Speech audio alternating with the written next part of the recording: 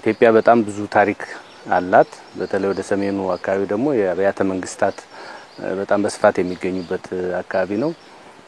ከዚህ በፊት በነበሩ መንግስታት ለቱሪዝም መስህብ የሰሜኑ አቅጣጫ ብቻ ነበር በስፋት የሚታወቅ። አሁን ወደ ተለያዩ ወደ ደቡብም ወደ ምስራቅም ወደ ምዕራብም ብንሄድ በጣም በርካታ ለቱሪዝም መስህብ የሚሆኑ ቦታዎች ተገኝተዋል። በለውጡ መንግስት በፓርቲያችን ብልጽግና በተለይ ደግሞ በክቡር ጠቅላይ ሚኒስትራችን ሁሉንም አካባቢ በማየት በመጎብኘት ከዚህ በፊት የነበሩ ቅርሶች የኢትዮጵያ ታሪኮች ታድሰው እንዲቀጥሉ ለትውልድ እንዲተላለፉ ኢትዮጵያ ትልቅ ሀገር እንደሆነች ማስመስከሪያ መሆናቸውን ለማረጋገጥ የሚያስችል ስራ እየሰሩ ነው።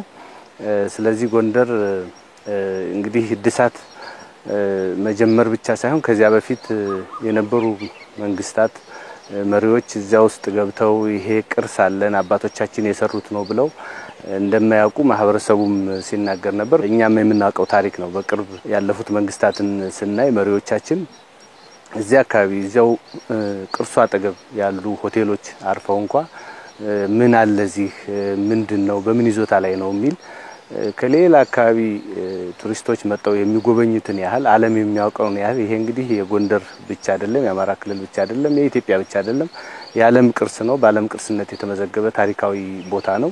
ስለዚህ ያፈረሰ ማለት የዓለም ቅርስ እንዳጣን የሚወሰድ ነው እንጂ ለአካባቢ ማህበረሰብም ለሀገራችንም ብቻ የሚጠቅም አልነበረምና እንደዚያ አይተው እንደማያውቁ ነው ያየን። ክቡር ጠቅላይ ሚኒስትሩ ወደ ጎንደር ከሄዱ በኋላ የመጀመሪያ ያዩት ያንን ቅርስ ነው። ቅርሱን ለመጠገንና ወደፊት ያላለው ለማስተላለፍ የወሰኑትም ወዲያው እንዳዩት ነበር ይሄ መጠገን አለበት ያሉት። እንግዲህ ለመጠገን በነበረው ሂደት ሁለት በጣም ትላልቅ ፈተናዎች አጋጥመው ነበር፣ የውስጥና የውጭ። ከውጭ በኩል ይሄን ቅርስ አትንኩት፣ ከነካችሁት ይፈርሳል፣ ስለዚህ ዝም ብሎ ይቀመጥ መነካካት የለበትም የሚል በጣም ትልቅ ተጽዕኖ ነበረብን። ከውስጥ ደግሞ ያንንም በማየት ይሄ ቅርስ መጠገን የለበትም የሚል እና በአገር ውስጥ አቅም አይቻልም የሚሉ አስተሳሰቦችና አመለካከቶች ነበሩ። እነዚህ ሁሉ ተሰብረው ነው እንግዲህ ይሄ ቅርስ ተጠግኖ ለማለት ትንሽ ያስቸግራል። እንደገና ታድሶ እንደገና ተወልዶ ማለት ይቻላል። እንግዲህ ከ100 ዓመት በላይ ፈጅቷል ያንን ለመስራት አባቶቻችን በታሪክ እንደምናየው። አሁን ግን በአንድ አመት ከ6 ወር ባልበለጠ ጊዜ ነው ይሄ ቅርስ ተጠግኖ ለአገልግሎት የበቃውና የፋሲል አብያተ መንግስት እንደገና ተወለደ ተሰራ ብንል ይሻላል። እና ይሄ ምን ያስተምረናል? አገራችን ትችላለች፣ ኢትዮጵያ ትችላለች፣ መስራት እንችላለን፣ የሚያቅተን ነገር የለም የሚለውን በጣም ትላልቅ ስራዎች ሰርተን ያሳየንበት ነውና ከዚህ በፊት ይሄ አይሰራ ትንኩት የሚሉት አካላት ሁሉ ሌላ አካባቢ ያሉ ቅርሶችን ለመጠገን የሚያስችል አቅም እዚህ ሀገር ውስጥ እንዳለ ያዩበት ነው። እንግዲህ ትላልቅ ዶሞች አሉ፣ እነሱን ለመስራት በጣም አስቸጋሪ የሆነበትን ሁኔታ ነው በራሳችን የሰራ ነው። በጣም የሚያስገርመው ደግሞ ይሄ ስራ ሲሰራ የሀገር ውስጥ ኮንትራክተር ነው የሰራው እና ሀገራችን በዚህ በለውጡ መንግስት ትላልቅ ኮንትራክተሮችን እያፈራች እንደሆነ የሚያሳይ ነገር ነውና የፋሲል አጠቃላይ የቅርስ እድሳት ዝም ብሎ እድሳት ብቻ ሳይሆን ታሪክን የማስቀጠል እና ከዚህ በፊት ያለውን ሁኔታ ለልጆቻችን እንደዚህ አሳምረን አስውበን ታሪካችንን ማስቀጠላችን ነገ ከነገ ኢትዮጵያ ታላቅ ሀገር እንደነበረች አሁንም እንደሆነች ወደፊትም እንደምትሆን የሚያሳይ ምልክታችን ነውና በጣም ትልቅ ደስታን የተሰማኛንን በማየቴ።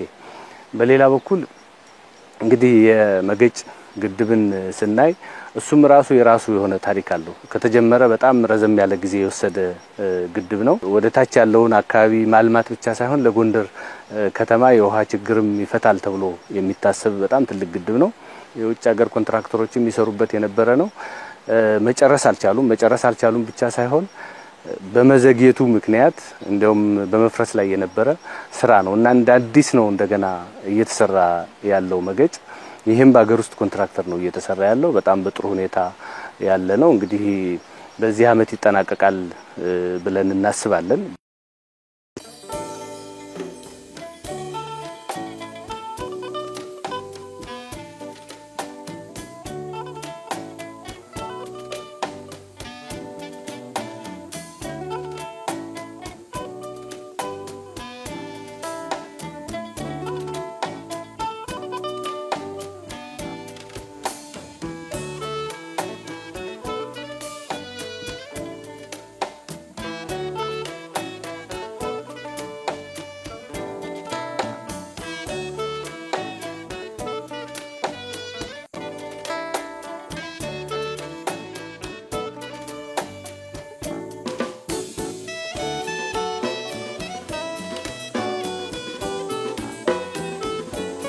ስለ ጎንደር ብዙ ነገር ማለት እችላለሁ።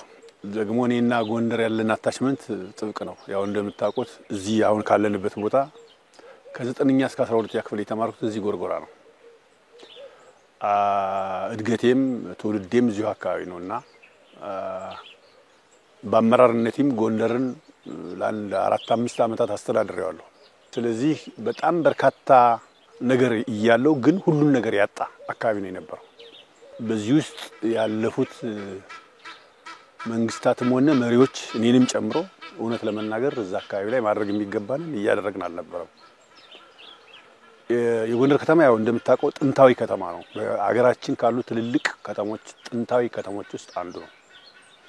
በአገራችን የሀገረ መንግስት ግንባታ የጎንደር ዘመን የራሱን አስተዋጽኦ አድርጎ አልፏል። ስለዚህ ለጎንደር የሚገባውን ትኩረት ያለፉት መንግስታት አልሰጡም ነበር ማለት ይቻላል።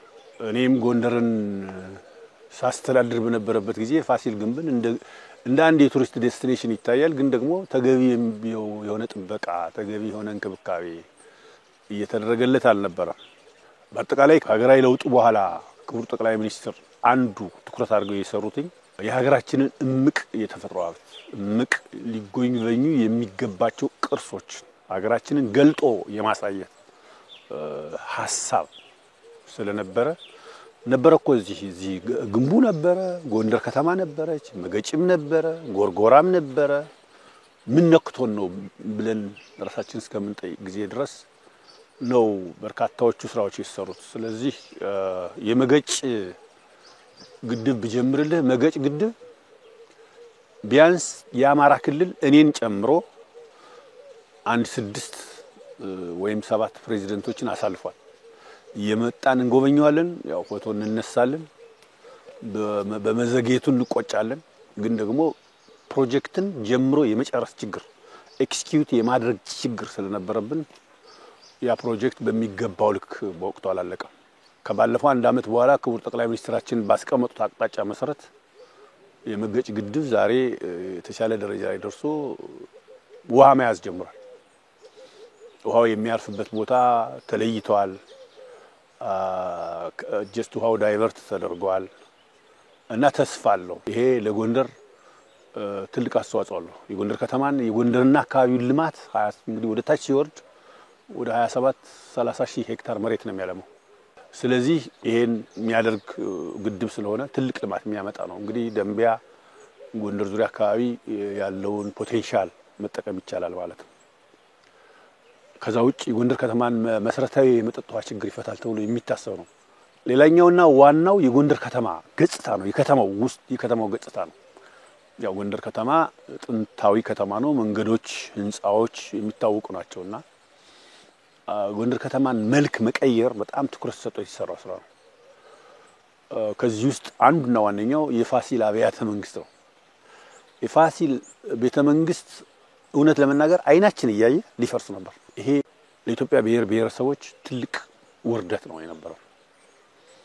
ነገር ግን በአምላክ ኃይል ክቡር ጠቅላይ ሚኒስትሩ ይሄ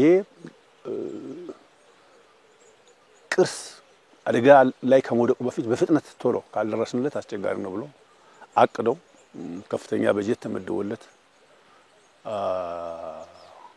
ኮንትራክተር ተመርጦለት በሚገባ ተጠግኖ ከነበረበት የተሻለ ሆኖ ትላንትና ለጎብኚዎች እይታ ክፍት ሲሆን እኔ አይወዝ ኢሞሽናል በጣም ትልቅ ነገር ነው የተከናወነው። የከተማው ህዝብ በጣም ደስ ብሎታል።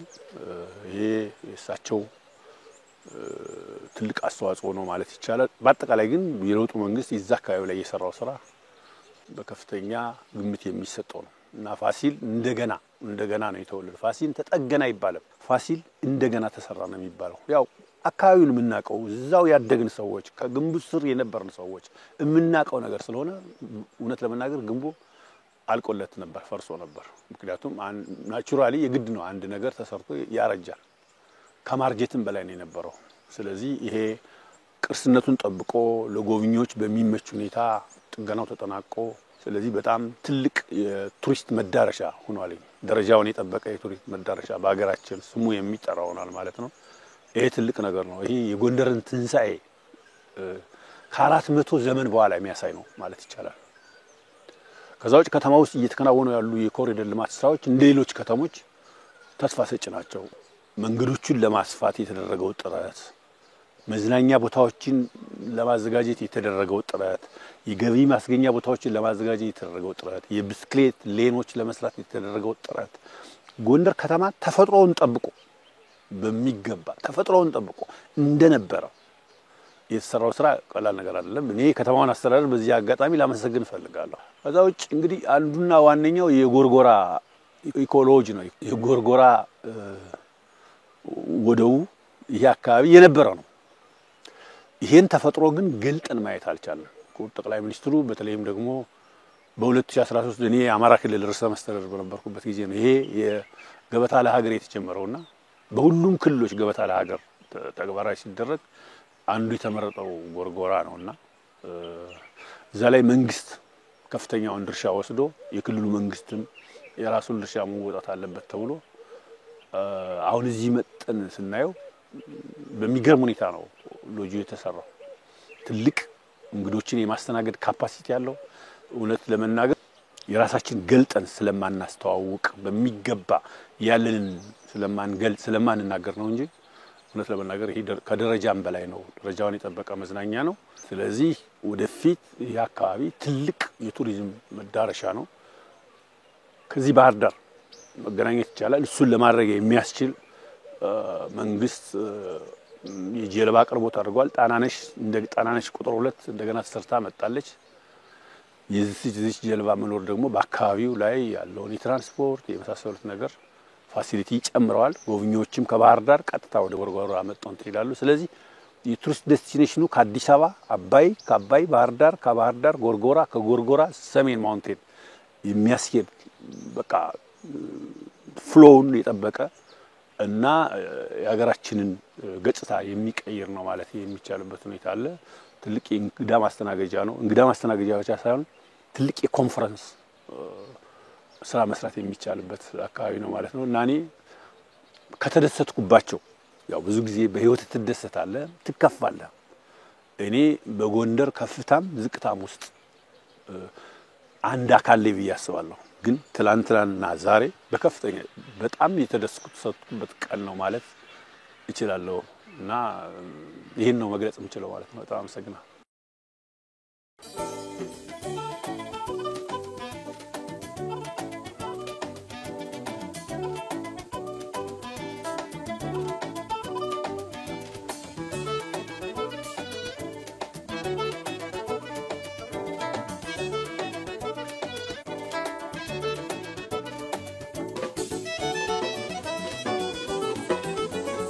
በመጀመሪያ ደረጃ ከዋናው ከታሪካችን መገለጫ ከማንነታችን መገለጫ ከሆነው የፋሲል አብያተ መንግስት ምረቃ ስነሳ እንግዲህ በ16ኛው ክፍለ ዘመን አጋማሽ ላይ የተገነባ አብያተ መንግስት ነው። ለባለፉት 400 ዓመታት በላይ የቆየ አብያተ መንግስት ነው። ይህ አብያተ መንግስት በባህሪው የስልጣኔያችን መገለጫ መሆን ብቻ ሳይሆን የህንጻ ግንባታ ብቻ ሳይሆን የመንገድም የድልድዮች ግንባታም በኢትዮጵያ ታሪካችን ውስጥ የመጀመሪያዎቹ በሚባል ደረጃ የሚታይ ነውና ይሄ ግንባታ ለኛ ማንነት መገለጫ የከፍተኛ የሆነ ቱሪስት መስህብ ሆኖ ያገለገለ ያለ ቤተ መንግስት ነው። ይሄ ቤተ መንግስት መታደሱ ለጎንደር በጣም ትልቅ ለአማራ ክልል ትልቅ ፋይዳ ያለው ነው። ከዛም አልፎ ለሀገራችን ትልቅ ፋይዳ ያለው ነው። ምክንያቱም አንዱ በሀገራችን ውስጥ ትልቅ የቱሪስት መስህብ ከሆኑት አካባቢዎች ወይ መድረሻዎች ውስጥ አንዱ የጎንደር አብያተ መንግስት ነው። ይሄ ለጎንደር አጠቃላይ የቱሪስት መዳረሻ ከቱሪስት የሚገኘውን ግለሰባዊ ማህበረሰባዊና አገራዊ እንደዚሁም ደግሞ ክልላዊ ጠቀሜታ በከፍተኛ እንደሆነ ስናስብ ይሄ ቤተ መንግስት መታደሱ ትልቅ ፋይዳ አለው ብለን ነው የምንወስደው። በሁለተኛ ደረጃ የመገጭን መስኖ ግድብ በምንመለከትበት ጊዜ ተጓቶ የቆየ ነው። ባለፈው አመት ጀምሮ በመንግስት ቁርጠኛ ውሳኔ እንደገና ይሄ ስራ መስራት አለበት የሚል ልዩ ውሳኔ እንደገና የመጀመሪያ ያህል ነው ተወስኖ በገንዘብ መጠንም ኮንትራክተርም ተቀይሮ አማካሪም ተመሳሳይ ተቀይሮለት ግንባታው እየተፋጠነ ያለ ማለት ነው። በአሁኑ ሰዓት በጣም በጥሩ ርቀት ላይ ሄዷል። በአጭር ጊዜ ውስጥ የሚጠናቀቅ ነው። ይሄ በሚጠናቀቅበት ጊዜ ለአካባቢው አርሶ አደር ትልቅ በመስኖ ልማት ላይ ከፍተኛ አስተዋጽኦ የሚያበረክት ነው። የአርሶ አደሩን ገቢ ይጨምራል፣ የከተማ ነዋሪዎችን ገቢ ይጨምራል። እንደዚሁም ደግሞ በአካባቢው ላይ የስራ ዕድልን ይፈጥራል ማለት ነው። ከዛ በተጨማሪ ደግሞ የመጠጥ ውሃም ለጎንደር ከተማ የመጠጥ ውሃ አገልግሎት የሚሆኑ ምንጮችንም ወይም ደግሞ የውሃ አገልግሎትም ይሰጣል ማለት ነው። ይሄ የጎንደር ከተማን በአሁኑ ሰዓት ያለውን የመጠጥ ውሃ ሽፋን በከፍተኛ ደረጃ ያሻሽለዋል። ዞሮ ዞሮ ምንድነው በመስኖ ልማቱም በመጠጥ ውሃውም ቀጥተኛ ጥቅሞች እንደተጠበቁ ሆኑ ቀጥተኛ ያልሆኑ ጥቅሞችም አሉት። ለምሳሌ ትልቅ ግድብ ነው የሚሰራ፣ በአካባቢው ሀይቅ ይፈጠራል። የሀይቅ ደግሞ ለልዩ ልዩ የቱሪስት መስህብ ሆነ የአካባቢውን ኢኮሲስተም በመቀየር ረገድ ትልቅ ፋይዳ ያለው ነው ማለት ነው። ስለዚህ በጣም ውብ አካባቢ ለመፍጠር በእጅጉ የሚያግዝ ነው ማለት ነው። እንግዲህ እንደምታየው በሰው ሰራሽም ሆነ በተፈጥሮ ሀይቆች ላይ ያለውን የዜጎች እንቅስቃሴ፣ የንግድ እንቅስቃሴ፣ ያኗኗር ለውጥ ጭምር የሚያመጣ ነው ማለት ነው። ይሄ ትልቅ ጥቅም ያለው ነው። በሌላ መንገድ ያዘዞ መንገድም በተመሳሳይ በከፍተኛ ጥራት እና ፍጥነት እየተጠናቀቀ ነው ያለ፣ አሁን በተጀመረበት ማለት ነው። ባለፉት ጊዜያት ለረጅም ጊዜ የተጓተተ ነው። ይሄ ደግሞ በመጠናቀቁ አጠቃላይ በከተማው ውስጥ ያለውን የትራንስፖርት በማሳለጥ በኩል አጠቃላይ የከተማውን ነዋሪ የስራ ቅልጥፍናን በከፍተኛ ደረጃ የሚያስሻሽል ነው። ውበትንም በተመሳሳይ የሚጨምር ነው ማለት ነው። ከዛ ውጭ ያየነው ቀደም ሲልም እንደገለጽኩት የጎንደር ከተማ የኮሪደር ልማትን የተመለከተ ነው። ኮሪደር ልማት በከተሞቻችን ውስጥ በአጠቃላይ በኢትዮጵያ ደረጃ የከተሞች ትንሳኤ ነው ብሎ መናገር ይቻላል። በአጠቃላይ የሰውን የእንቅስቃሴ በከፍተኛ ደረጃ የሚያቀላጥፍ፣ ለከተሞች ውበትን የሚጨምር፣ የንግድ እንቅስቃሴን የሚያሻሽል፣ በአጠቃላይ ለከተሞች የቱሪስት መዳረሻነት የኢኮኖሚ እንቅስቃሴያቸውን በከፍተኛ ደረጃ የሚያሻሽልና በተለይ ለጎንደር ፋሲል ሲደመር ኮሪደር ልማት እንደገናም ደግሞ የመገጭና የመንገዱ መሳለጥ ጎንደር ከተማን የቱሪስት መዳረሻ የንግድ ማዕከል በአጠቃላይ የልማት እንቅስቃሴዋን በከፍተኛ ደረጃ የሚያሻሽል ነው ማለት ነው። እና ስለሆነም ጎንደር በዛሬው ዕለት ተሞሽራ ነው ያለች ብዬ ብናገር ማጋነን አይሆንም። ይሄ ደግሞ የመጨረሻው ሳይሆን ለሌላ አዳዲስ ጅማሬዎች፣ ለሌላ አዳዲስ ጥረቶች እና ለሌላ አዳዲስ ውጤቶች መትጋት እንደሚያስፈልግ መልእክትም የተላለፈበት ነው። የከተማው ነዋሪ የከተማው አመራር ሲደመር ደግሞ የከተማው የክልሉ አመራር በተመሳሳይ መልኩ ይህን መልእክት ይህን አቅጣጫ ተቀብሎ ወደፊት በጎንደር ከተማም በሌሎች የክልላችን ከተሞችም ለመስራት የሚያስችል ነው ማለት ነው። እንግዲህ ጎንደር ላይ የተሰራው ስራ በአጠቃላይ በአማራ ክልልም በተመሳሳይ መልኩ እየተሰራ ነው ማለት ነው። ለምሳሌ ባህር ዳር መውሰድ እንችላለን፣ ደብረ ብርሃን መውሰድ እንችላለን፣ ደሴ መውሰድ እንችላለን። ሌሎችም ከተሞች ላይ በተለይ በስምንቱ የሪጂኦፖሊታን ከተሞች በከፍተኛ ደረጃ እየተሰራ ነው ያለ ማለት ነው። ስለዚህ በአጠቃላይ በአማራ ክልል ውስጥ በጣም ጥሩ የሚባል እንቅስቃሴ ያለበት ነው። ለምሳሌ ደሴም ላይ ኮሪደር ልማት አለ። ሎጎ ሀይቅ ላይ ወይም ደግሞ ሀይቅ በሚባለው አካባቢም በጣም ጥሩ ግንባታዎች እየተገነቡ ነው ያለ በመንግስት ደረጃ ማለት ነው። እነዚህ በሚጠናቀቁበት ጊዜ በየቦታው ያሉ የልማት ነጥቦች ጎንደር ፋሲል አለ፣ አሁን የምንገኝበት ጎርጎራ አለ፣ በባህር ዳር ከተማ የሚገነቡ የተለያዩ የመሰረተ ልማት ስራዎች፣ በፕራይቬት ሴክተሩ የሚሰሩ ስራዎች እና በሌሎችም ከተሞች ያሉ እንቅስቃሴዎች ተደምረው እና ተቀናይተው አጠቃላይ የአማራ ክልልን የልማት እንቅስቃሴ ከፍ የሚያደርጉ ተጨማሪ ሀብት የሚፈጥሩ እንደሚሆኑ ምንም ጥርጥር የለውም። ይህም በመሆኑ በእኛ በኩል እንደ ክልል መንግስትም በጣም ደስተኛ ሆነን የዋልንበት ዕለት ነው ማለት ነው።